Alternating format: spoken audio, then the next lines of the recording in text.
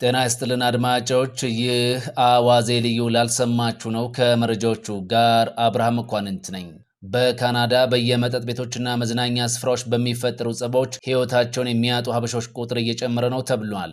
ቅዳሜ ይፋ በሚሆነው የዲቪ ሎተሪ ውጤት ከ3000 በላይ ኢትዮጵያውያን ተጠቃሚዎች ይሆናሉ ተብሎ እየተጠበቀ ነው። የ2026 ዲቪ ሎተሪ እና የፕሬዝዳንት ትራምፕ አስተዳደር አቋም በውጤቱ ላይ ተጽዕኖ ይኖረው ይሆን ወይ? ለብዙዎች ጥያቄ ሆኖ ቀጥሏል። እናስደምጣችኋለን።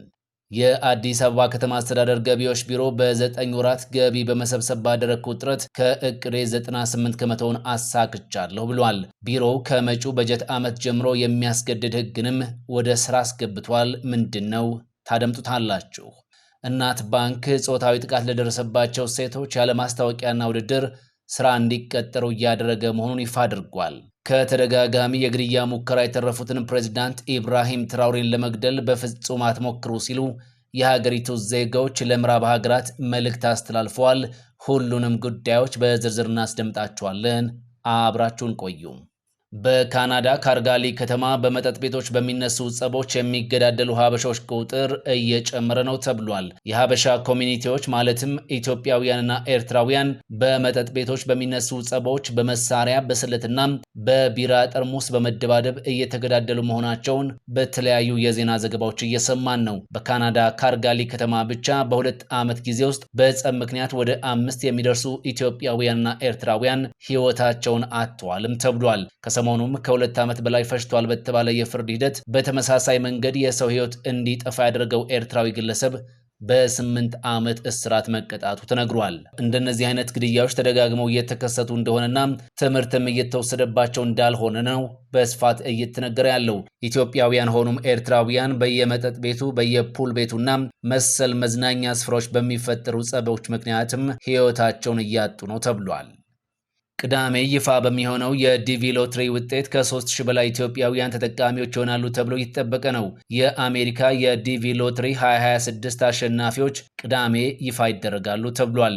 የዲቪ ሎተሪ በየዓመቱ 55000 ለሚሆኑ ሰዎች ዕጣው የሚወጣ ሲሆን ከነዚህ ውስጥም ከ3500 በላይ ኢትዮጵያውያን ተጠቃሚዎች ይሆናሉ ተብሎ ይጠበቀ ነው። አሜሪካ በየዓመቱ ኢትዮጵያን ጨምሮ ከአፍሪካ ሀገራት፣ ከእስያ፣ ከአውሮፓ፣ ከሰሜን አሜሪካ፣ ከደቡብ አሜሪካና ከአውስትራሊያ 55000 ሰዎችን በዲቪ ሎተሪ ወደ ሀገሯ እንዲገቡ ታደርጋለች። ከፕሬዝዳንት ትራምፕ አስተዳደር የስደተኞች ጉዳይ ጋር በተገናኘም የዲቪ ሎተሪ ዕጣ ፈንታ ምን ይሆናል በሚል ብዙዎች እየጠየቁ ነው። በእርግጥ ፕሬዝዳንት ትራምፕ ሰዎች እድለኛ ብቻ ስለሆኑ በዲቪ ሎተሪ ተጠቃሚ መሆን አይኖርባቸውም፣ በዚህ እድል ወደ አሜሪካ የሚመጡ ሰዎች ለሀገሪቱ ኢኮኖሚ የሚያበረክቱት ነገር ሊኖራቸው የሚችል መሆን አለበት፣ ለዚህ ደግሞ እውቀት ላይ የተመሰረተ መሆን ይገባዋል የሚል አቋም እንዳላቸው ይታወቃል። የዲቪ ሎተሪ አጀንዳ የዲሞክራቶች አጀንዳ ነው ብለው እንደሚያምኑም ይነገርላቸዋል።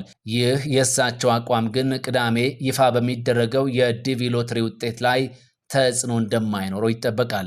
በዲቪ ሎተሪ የተሻለ ቁጥር ከሚሰጣቸው ሀገራት አፍሪካና እስያ ትልቁን ቁጥር የሚይዙ ሲሆን እስካሁን ባለው የዲቪ ሎተሪ አሰራር መሰረት ከአንድ ሀገር ከ3000 በላይ እድለኞች አይኖሩም። በዚህም መሰረት በኢትዮጵያም ከ3000 በላይ እድለኞች ይኖራሉ ተብሎ ይጠበቃል። በአፍሪካ ናይጄሪያ ኮታዋን ጨርሳለች በሚልና በሌሎች ምክንያቶች በዲቪ ሎተሪ ተጠቃሚ መሆን አቁማለች። የአዲስ አበባ ከተማ አስተዳደር ገቢዎች ቢሮ በ9 ወራት ከ160 ቢሊዮን ብር በላይ ገቢ ማስገባቱን ገለጸ። የከተማ አስተዳደሩ ገቢዎች ቢሮ በ9 ወራት 163.6 ቢሊዮን ብር ለመሰብሰብ አቅዶ 160.9 ቢሊዮን ብር ገቢ ማስገባቱን ይፋ አድርጓል። ይህም የእቅዱን 98 ከመቶ ማሳካቱን ነው ቢሮ የገለጸው። ከ2016 ዓ.ም ጋር ሲነጻጸርም የ54 ቢሊዮን ብር ጭማሪ እንዳለው ተነግሯል። ከመጪው በጀት ዓመት ጀምሮ የደረጃ ሀና ለግብር ከፋዮች የሂሳብ መዝገብ የማያቀርቡ ከሆነም እንዳይስተናገዱ የሚያስገድድ ውሳኔ ማስተላለፉንም ቢሮው ገልጿል። በደረሰኝ ግብይት ባለመፈጸምና በሌሎች ምክንያቶች የሂሳብ መዝገብ ይዞ ለመገኘት ችግር እንዳለ ያነሳው ቢሮው በአብዛኛው ይህ ችግር የሚስተዋለው በደረጃ ለግብር ከፋዮች እንደሆነም ገልጿል። የደረጃ ለግብር ከፋዮች በግምት እንዲወስንላቸው እንደሚፈልጉም ገልጿል።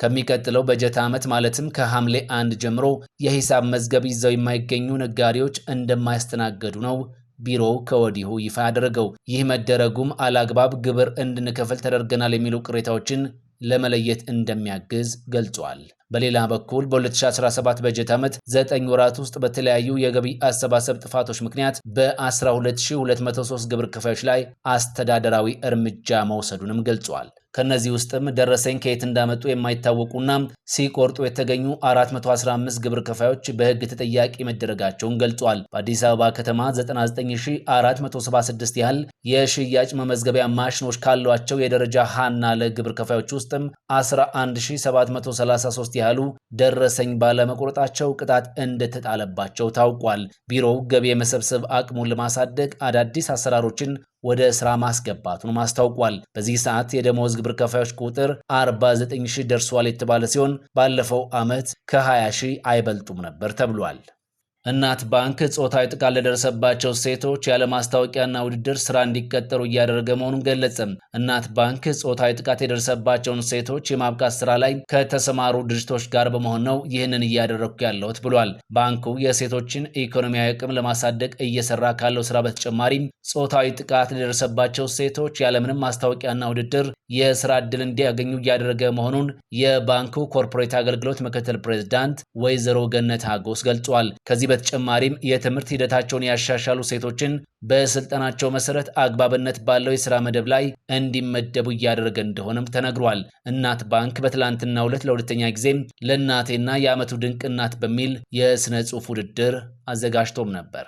በመጨረሻም ከተደጋጋሚ የግድያ ሙከራ የተረፉት ፕሬዝዳንት ኢብራሂም ትራውሬን ለመግደል በፍጹም አትሞክሩ ሲሉ የሀገሪቱ ዜጋዎች ለምዕራብ ሀገራት መልእክት አስተላልፈዋል። በሺዎች የሚቆጠሩ ቡርኪናቤዎች ለፕሬዝዳንት ኢብራሂም ትራውሬ በአደባባይ በመውጣት ድጋፋቸውን አሳይተዋል።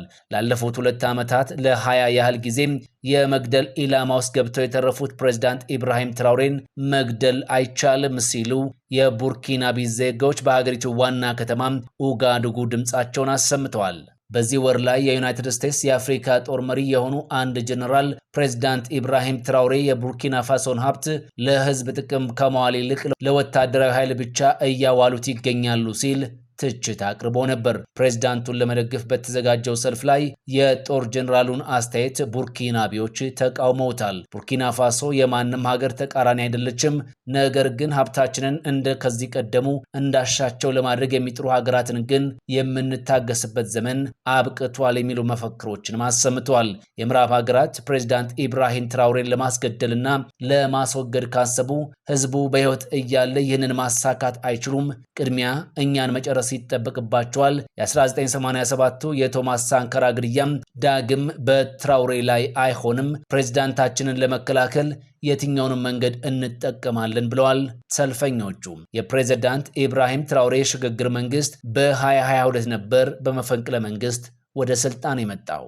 ይህ አዋዜ ልዩ ላልሰማችሁ ነው።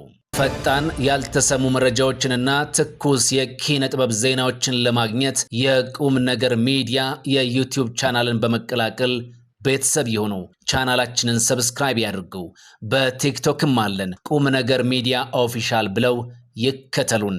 እናመሰግናለን። ቁም ነገር ሚዲያ፣ ለቁም ነገር እንሰራለን።